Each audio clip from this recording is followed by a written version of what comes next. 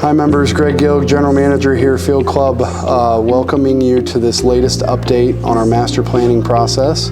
I've brought in the heavy hitter this time. We've got our Board President Barb White with us. Barb, any opening comments or thoughts? Oh, it's just a very exciting time with construction getting ready to kick off, and it's a great opportunity to share what's happening with everybody. Exciting time for sure. So we've got some questions we're going to rapid fire through here. I don't know about rapid, but we're going to fire through them and see what we can get for information out to the membership.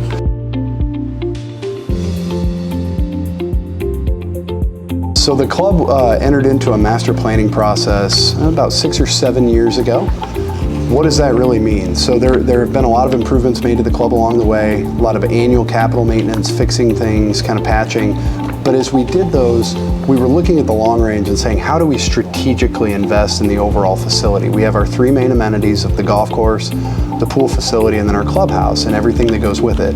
How do we make investments that affect future generations of membership positively while also addressing the concerns and needs of our existing members? The golf course really got us started from an investment standpoint roughly 4 years ago, and we've spent the last 3 years really focused on the golf course, fixing up some drainage and different items out there that everybody's been able to see and touch and feel. Then we jumped into the pool over the last 2 years. Some of that was emergent need. Other parts of it were very, very strategic, and we feel like both of those things have really been done well and set the foundation for what now is our biggest project with the clubhouse, which we are very excited about. We are on time and very much looking forward to putting shovels into the ground right after Labor Day. And we anticipate that we will we'll phase in the opening of the various renovated spaces in the spring and substantially be complete by July 4th of next summer.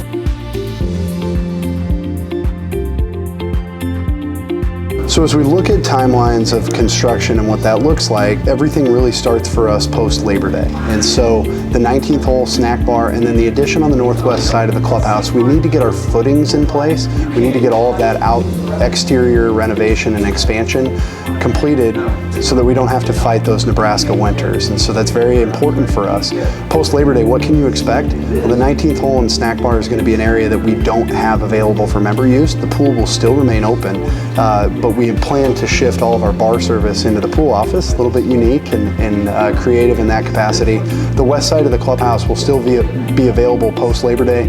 We've got our fall festival we're hosting on the 17th, and then after the fall festival is really when you'll start to see some changes from golf cart staging moving to the north side of the clubhouse.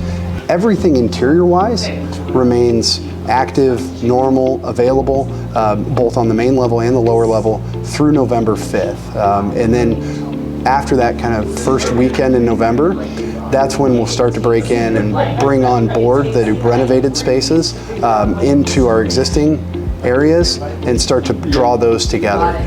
That's when you'll see a modified setup for member dining shifting to the ballroom. We'll start to phase those improvements, bring those back online in spring and summer of 2024, looking toward really that 4th of July celebration when everything should be complete around the clubhouse.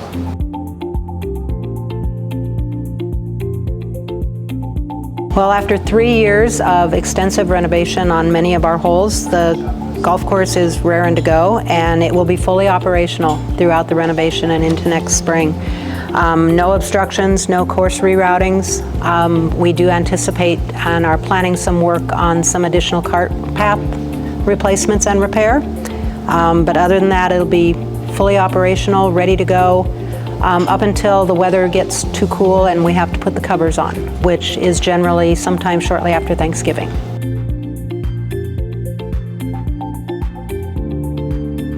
Absolutely, we'll be open to serve all the members throughout the renovation. When the mixed grill is closed, we will be moving member dining into the ballroom and swing room, and we will also be opening up for dinners on Sunday, which we have not typically done. The club will not have a winter close. That's important to note. Normally the first couple weeks of January we would go into kind of maintenance mode. Barb touched on Sunday night dinners. As part of that, Saturdays are a big event time for us here at the club, and so those are going to be the days where we ask our membership support in to-go business and mobile app ordering, things like that. as we shift our primary focus that day only, towards bigger events and weddings, things like that, to be able to keep that business strong. So Tuesday through Friday, member dining. Sunday, member dining, you got brunch, you got dinner.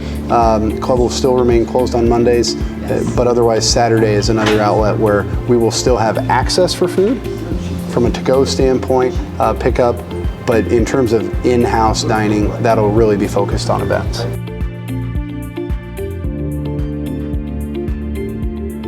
Some might ask, why not be members all the time? We absolutely are. That's part of the reason why we're opening Sunday nights, is that focus on membership. The other piece of it is we've finalized these timelines.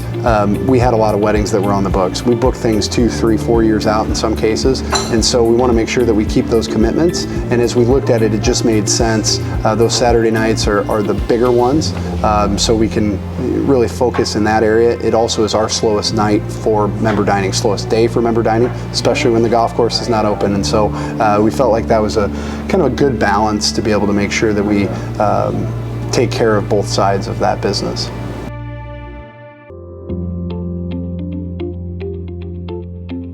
So for those that are considering a special event in the next year, we need you. We are an option. Granted, we have much more limited access or much more limited availability as to what that looks like.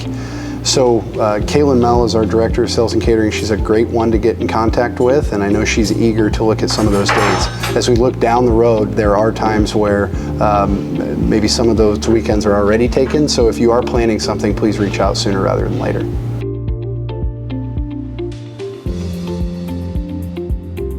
At some point, yes. The locker rooms will go under construction beginning in November, and for safety reasons, we do need to restrict access.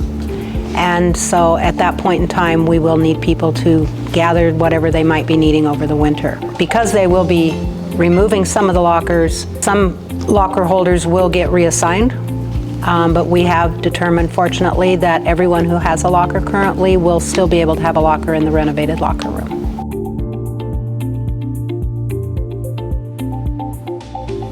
Yeah, so let's talk about the simulator spaces. We get a lot of questions about that. We're still really diving into the particulars of that. Golf members will have priority. All members will have access. So it's important to note any member of the club will have in some capacity access to be able to use those simulators. So more information will come out as we know, and as that gets developed. We're still a little bit of ways away, but important to note at this point, golf members will certainly have preference. All members will have access.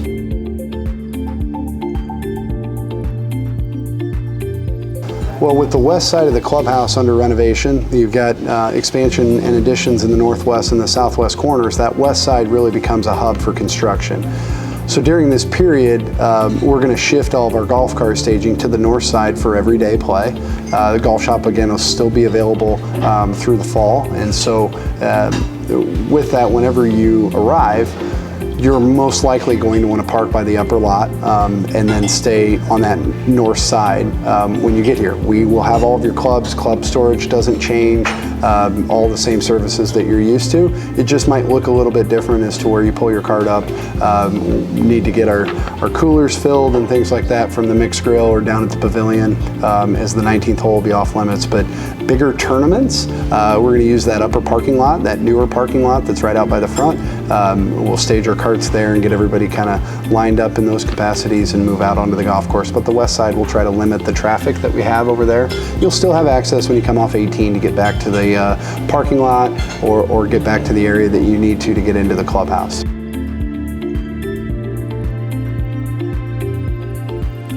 Barb, one of the questions we get a lot of is my family has traditions at the club where we spend Santa brunch, we spend Easter, Mother's Day, those kind of events. We've done those for years and years. How is this going to impact? What is that going to look like? With the renovated spaces and some of the construction, we're not going to have the access or capacities that we've had in the past. And so when you look at that, what does that really mean?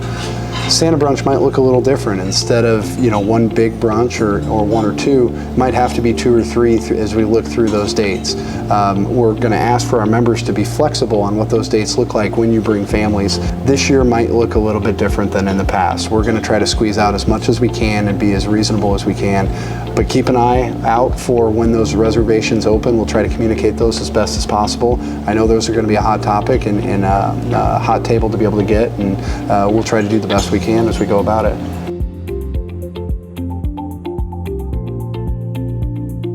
So one of the big questions along with this project has always been, well, what about membership? So it's critical that we got to this point because of the strength in membership. We've been growing for years and years now.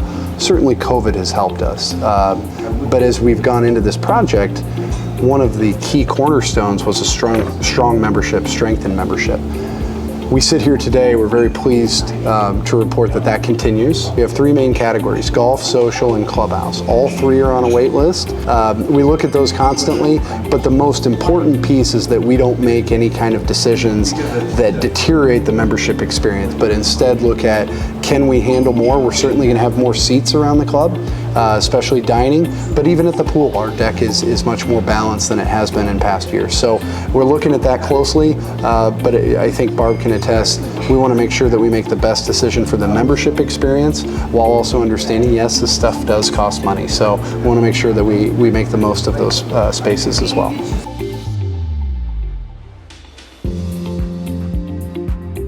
So one of the questions that comes up frequently is, what does the budget look like? Are we on budget, and will there be any additional fees or assessments? And the budget on this project is being very, very closely monitored by the board, by all of the relevant committees, and by our professional partners that we're working with. As everyone knows, the last several years have been a tough time for a lot of industries, and it's impacted a lot of pricing. And of all things, the construction industry was one of the more heavily impacted. But we have a very good working relationship with our construction manager, who we've been working with for many years on several recent projects, and they've done a really remarkable job in helping us stay focused and understand where the costs and expenses are coming from. So while we've adjusted our budgets along the way as we completed course renovations and the pool renovations, we have made adjustments to the budget, but always with an eye toward making sure that we're not biting off more than we can chew. And we've not had to compromise on the outside or on the outline of our plan that we presented to the membership in May of last year. Still moving forward with those plans as generally designed, with little tweaks here and there. But we are continually keeping an eye on it. We will keep an eye on it, working with our financial partners as well as our professional partners that are working the project with us.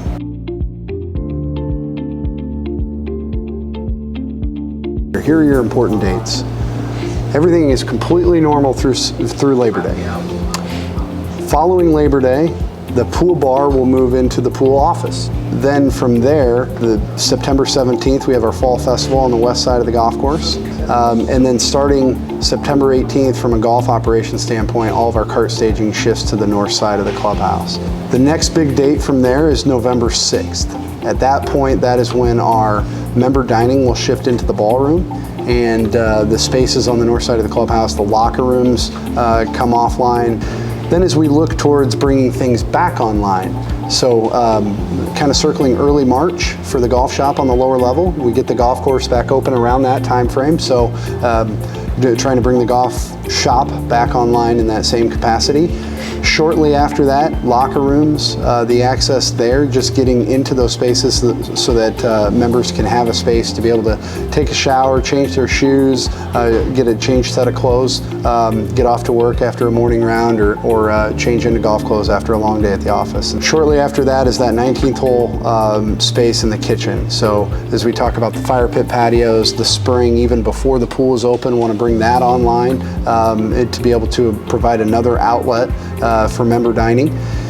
And then from there, it's really about what spaces kind of finish first, right? And so you've got the sports bar on the main level, you've got the casual dining facility on the main level, you've got expanded patio dining to the west side with beautiful sunset views over the golf course. And then on the lower level, you've got the simulator facility and kind of the gastropub feel that that's going to have. And so what does that look like, one of those time frames? We feel confident, along with our construction manager, that by the end of June or that 4th of July weekend, we're going to be into a substantially complete state where we'll be able to celebrate, and hopefully everyone will have a cocktail. I know Barb and I will as well, to celebrate just a great project, and really excited to unveil that to the membership.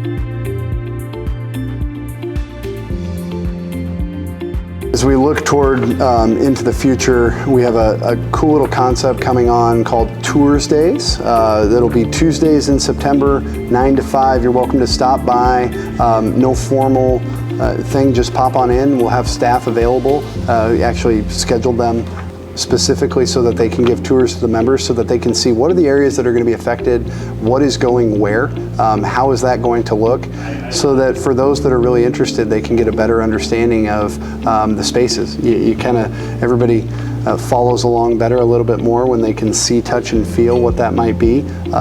For now, we can explain the see piece of it, and soon enough, we'll get the feel and the touch part of it as well. So we're excited about what that'll look like. So as we get ready for all of this renovation and as we go through the whole process, we just like to thank everyone, all of our members in advance, for being patient and understanding there will be some inconveniences and there will be an awful lot going on. We're going to try and communicate as best we can so everyone's aware of how this impacts them and the activities that they participate in and that you participate in. But thank you. It's going to be worth it. It definitely will be worth the inconvenience, and we just appreciate everyone keeping your eyes open and keeping an eye on what's going on.